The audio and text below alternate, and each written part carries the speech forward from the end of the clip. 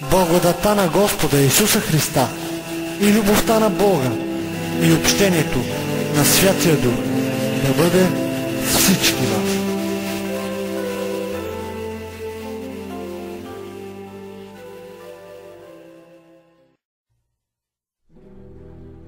Скъпи християни, целта на тази проповед е да разгледа една много важна истина, която се отнася за Святата Троица, с цел да ни предпази от заблудата, че Бог е един.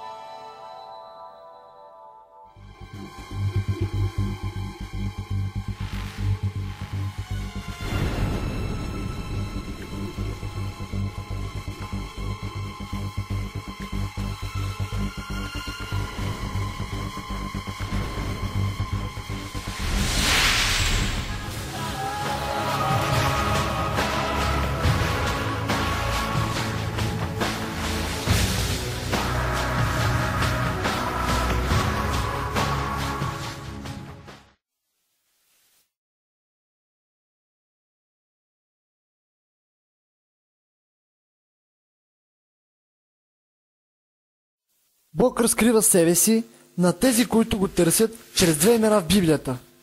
Разбира се, Бог има много имена, но всички имена приспадат към тези две – Елохим и Йехова. Бог използва името Елохим, за да изобрази своята безгранична мощ. Името Елохим разкрива божествената сила на Всевишния. Той го описва като силен и могъщ Бог на сътворението.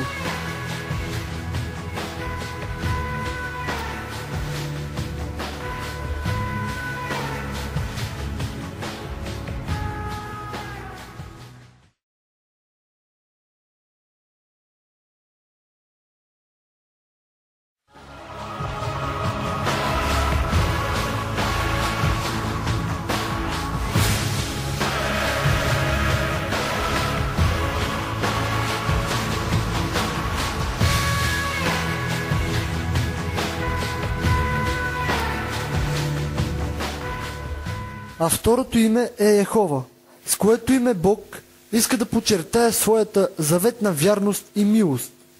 Йехова описва себе си като «Аз съм този, който съм» или «Аз ще бъда това, което ще бъда», показвайки непроменимото си отношение към своя народ.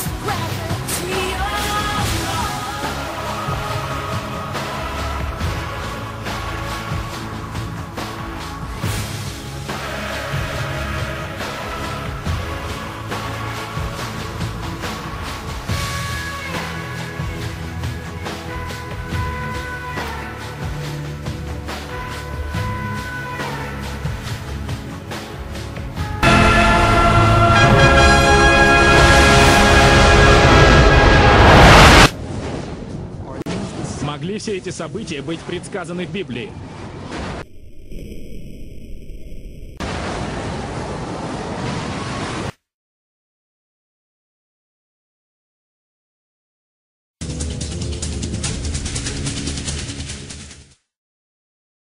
Но в древних писаниях было предсказано, вся морская живность погибнет.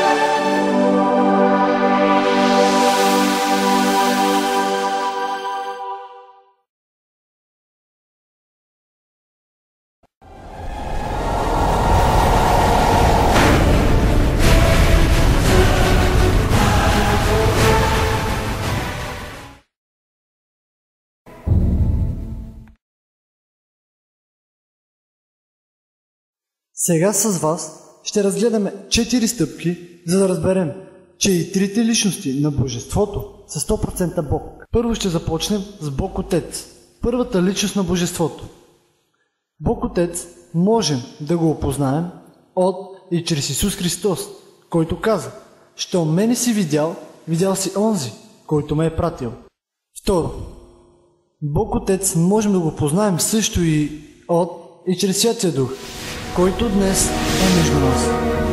Ти опознаваш Бог Отец тогава, когато се отдадеш на Святия Дух да те ръководи. А това се нарича кръщение от Святия Дух.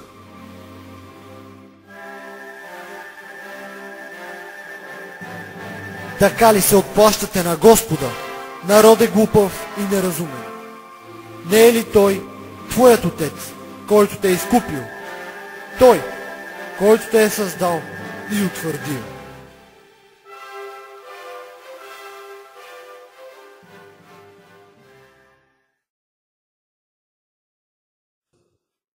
Трето, ние можем да опознаем Бог Отец и чрез Неговите действия.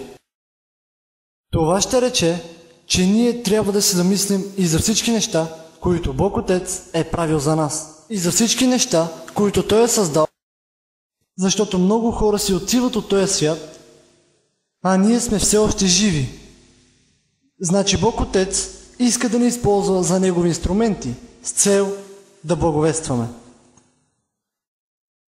Бог Отец може да бъде опознат и чрез две книги. Едната книга е книгата на природата, а другата – Свещеното писание, Библията.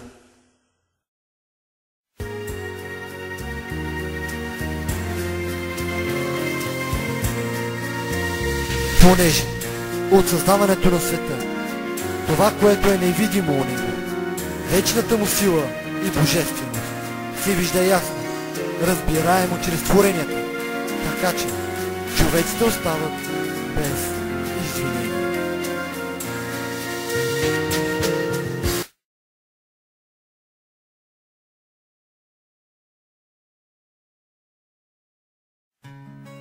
Вие изследвате писанията, понеже мислите, че в тях имате вечен живот. И те са, които свидетелстват за мен.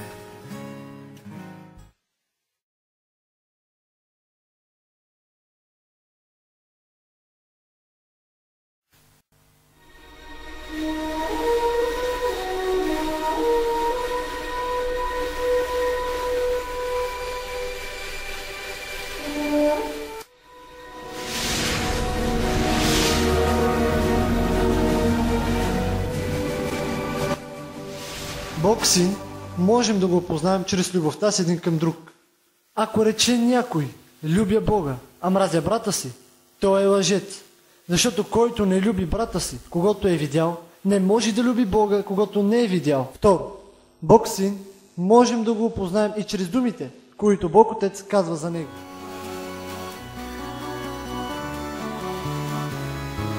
Защото на кого от ангелите Бог е казал някога: ти си мой син, аз днес те родих. И пак, аз ще му бъда отец и той ще ми бъде син. А когато пък въвежда първородния в вселената, казва: и поклонете се на него всички Божии ангели. И за ангелите казва: който прави ангелите си силни като ветрове и служителите си като огнен пламък. А за сина казва: твоят престол, о Боже, е до вечни векове. И скиптърът на твоето царство е скиптър на правота. Възлюбил си правда и си намразил беззаконие. Затова, Боже, твоят Бог те е помазал с елейна радост повече от твоите събратия. И пак, в начало ти, Господи, си основал земята. И дело на твоите ръце е небето.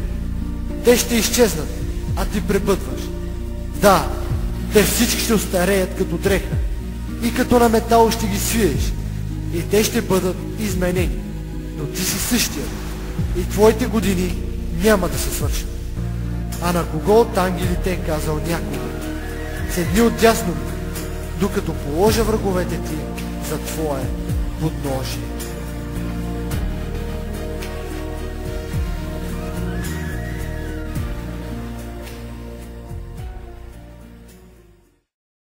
Тоест, второто лице на Божествената Троица също е 100% Бог, а именно Исус Христос, Бог Син. Защото Бог Отец го нарича: твоят престол, о Боже, е до вечни векове. Бог Отец го нарича: о Боже. Нарича го още: в начало ти, Господи, си основал земята. Трето, Бог Син може да бъде опознат също и чрез своите титли.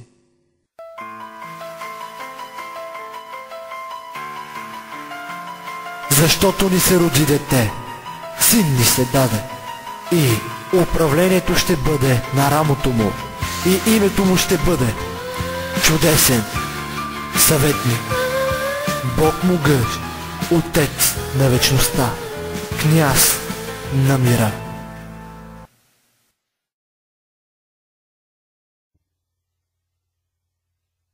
В този текст Исус отново е наречен Бог могъщ и Отец на вечността. Нека отворим книгата на пророк Даниил, 3 глава 25 стих и 7 глава 13 стих. Той каза: ето, виждам 4 развързани мъже, които ходят сред огъня, без да са засегнати от пламъците. И по изгледа си четвъртият прилича на син на богове.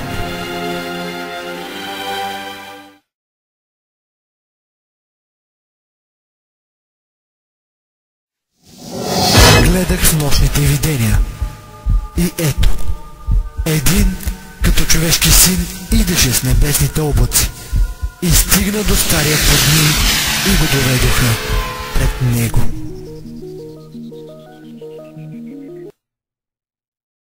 Четвърто, Бог Син може да бъде опознат и чрез библейската наука.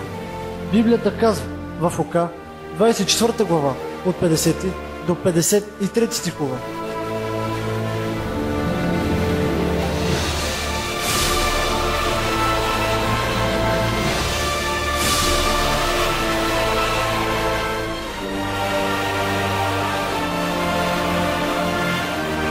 и от тогава до днес тялото на нашия Господ Бог Исус не е намерено в Израел, град Ерусалим.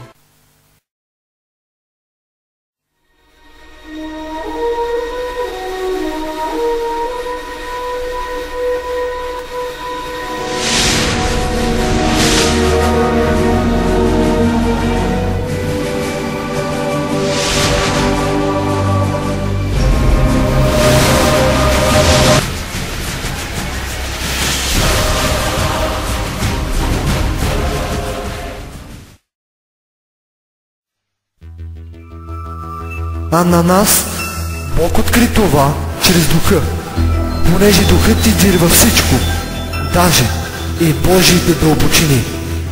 Защото кой човек знае какво има в човека, освен Духа на човека, който е в него? Така и никой не знае какво има у Бога, освен Божия Дух.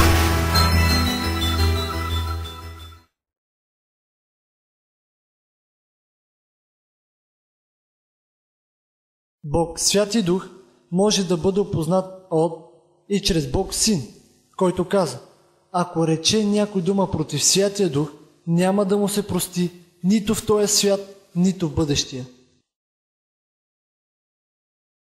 10 стих на 1 Коринтияни 2 глава казва, че Божия Дух издирва даже и Божите дълбочини. Тоест, Бог, Святи Дух, знае намеренията на Бог Отец и на Бог Син, което означава, че Святия Дух също като останалите две божествени личности е 100% Бог. Бог, Святи Дух, може да бъде опознат и чрез твоята лична съвест, като например цар Давид. Когато се греши, Бог, Святи Дух, го изобличи и той казва: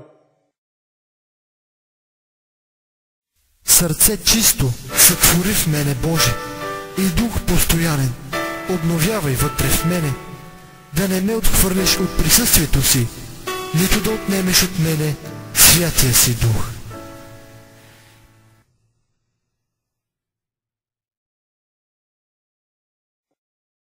Когато ние извършим някой грях, след това имаме едно странно усещане, а именно, това наше усещане е от Святия Дух, който ни казва, че това, което сме извършили, не е правилно. Бог, Святи Дух, може да бъде опознат и чрез твоето покорство към Бога.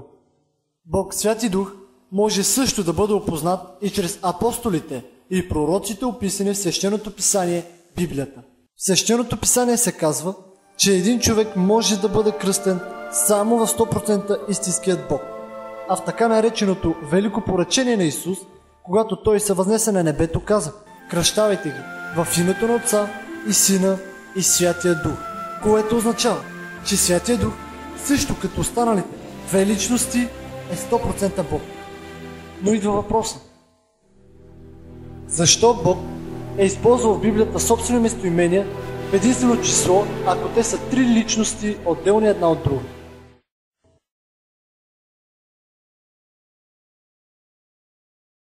Ще изясним текста, който се намира в една от 5 Моисееви книги, а именно Второзаконие 6 глава 4 стих.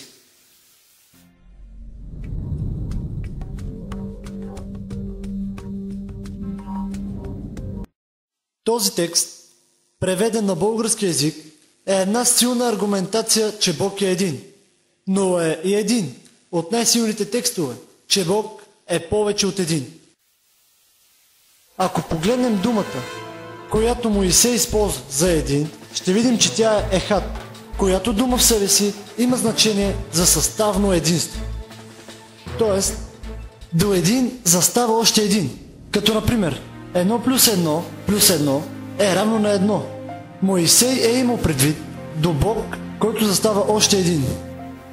Древните евреи употребявали думата ехад, когато искали да изобразят едновременно множествеността и единството на мислещите същества. Интересен факт, който го откриваме в Библията. Бог сътворява човешките семейства по своя принцип. Отделни личности, но винаги да се стремят към една цел. Като например Битие, 2 глава 24 стих, където Бог благославя първата човешка двойка, като им казва, че те ще бъдат една плът. Тук отново е употребена думата ехад.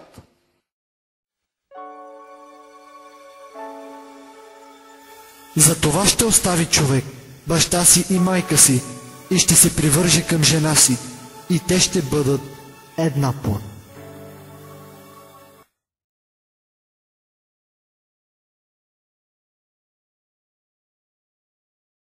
В книгата Ездра Святия Дух използва същият образен език.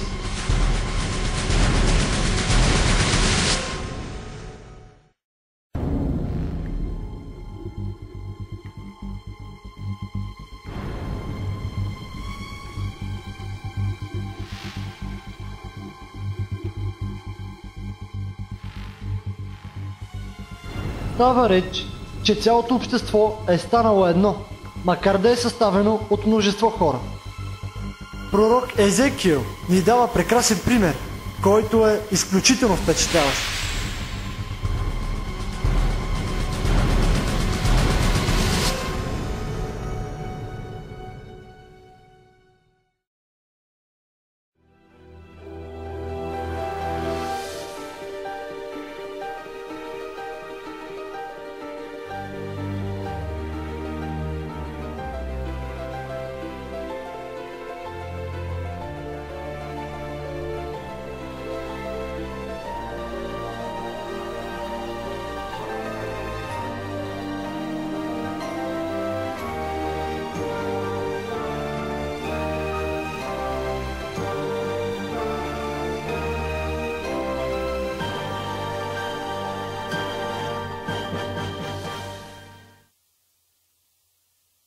По такъв начин, използването на думата ехад в писанията показва, че това е съставно, а не абсолютно единство.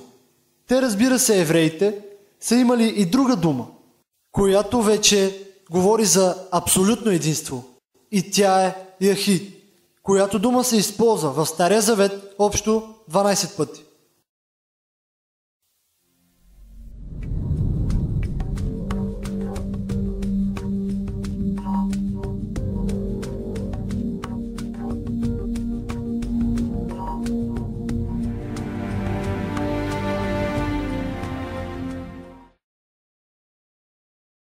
този текст се говори за единството на Бога, като единствена сила за избавление от бедствия и трудности.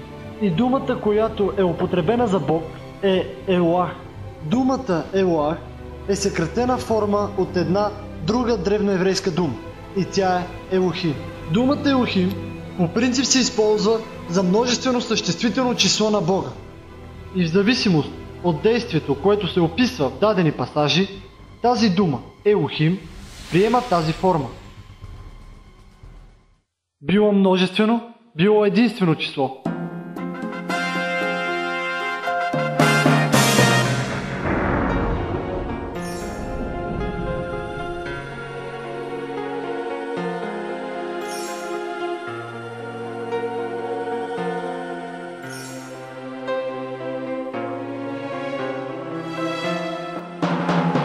Тези текстове присъства думата Елохим, която, както споменахме, говори за божеството в множествено число. Но има и дума, която говори за единството на Бога, за единствено число. И нея споменахме в Исаия 44 глава 8 стих. И тя е Елоах, която дума Елоах е съкратена от думата Елохим. Елоах се използва на 56 места в Стария Завет, а Елохим 2500 пъти, което може да използваме като аргументация, че Бог е множествен. Но ако приемем, че Бог е един, нека зададем и уместният въпрос. Замислете се. Ако Бог е един, защо се изобразява с множествената форма Елохим 2500 пъти, а не с единствената Елоах? Ето и няколко текста, които говорят за единството на Бога, а именно Елоах. Второзаконие, 32 глава, 15 стих и Авакум, 3 глава, 3 стих.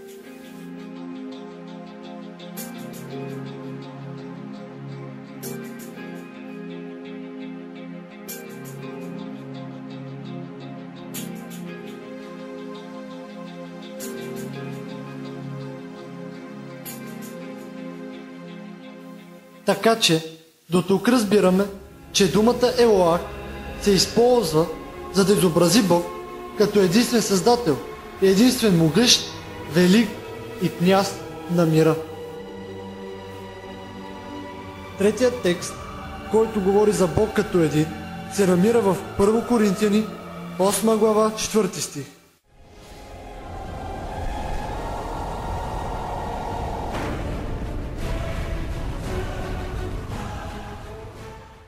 Първо Коринтияни ясно подсказва за какво говори апостол Павел, пишейки това негово послание до своите братя, с цел да ги уведоми, че Господ Исус е един и няма друг.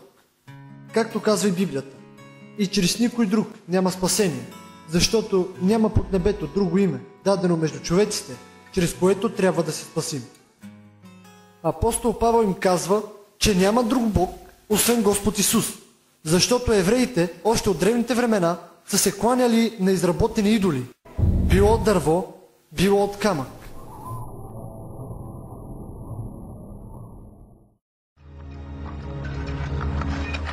В Тел Рехов археолози разкопават израелска къща, която хвърля светлина върху религиозните практики на своите древни обитатели. Намерихме тази красива, изключителна глинена фигурка на богинята на плодовитостта, която са почитали тук, в Израел. В този случай е изобразена да държи бебе. Коя е тази богиня на плодовитостта и какво прави един езически идол в израелски дом?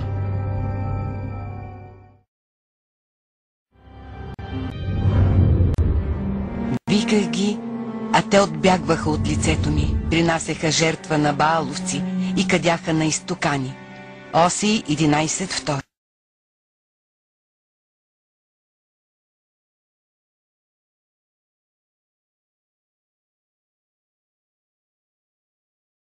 Под един апостол Павел разбира и трите божествени личности. Ето го и неговото собствено убеждение.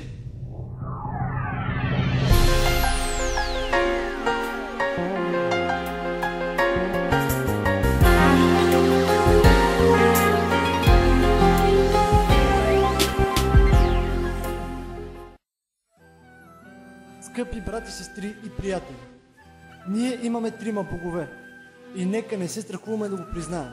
И това са Бог Отец, Бог Син и Бог Святи Дух. Но и един Бог. Тоест, те са в едно, в една цел, в една мисъл, равни по ранг, равни по святост, равни по сила, равни във всяко едно отношение. 2 Коринтияни, 13 глава, 14 стих ни казва: благодата на Господа Исуса Христа. Какво всъщност означава благодата на Исус? Това означава, че заплатата на греха е смърт. Но Исус отмени нашата смърт, като дойде, за да даде себе си. И Той го направи. И с това Той ни дава незаслужена милост, понеже никой не заслужава да се прослави от Бога. Но благодарение на Христос, не че ние сме заслужили, но че Той ни възлюби и дойде на земята, като се пожертва за теб и мен. Това е моето тяло, което е разчупено за вас. Взе и чашата и като благодари, даде им и каза: пийте от нея всички. Да пием от Христовата кръв означава да вървим по Неговият път и Неговият живот да е наше огледало. Който казва, че пребъдва в Него, сам е длъжен да ходи, както е ходил Христос.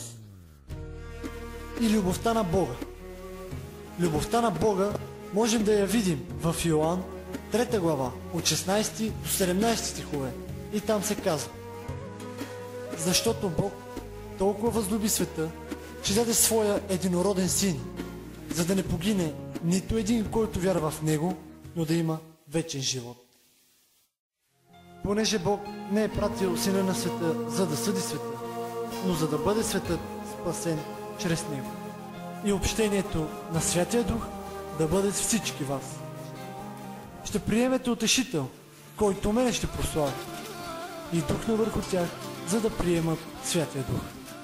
Където са двама и трима, там съм и аз помежду тях. Амин.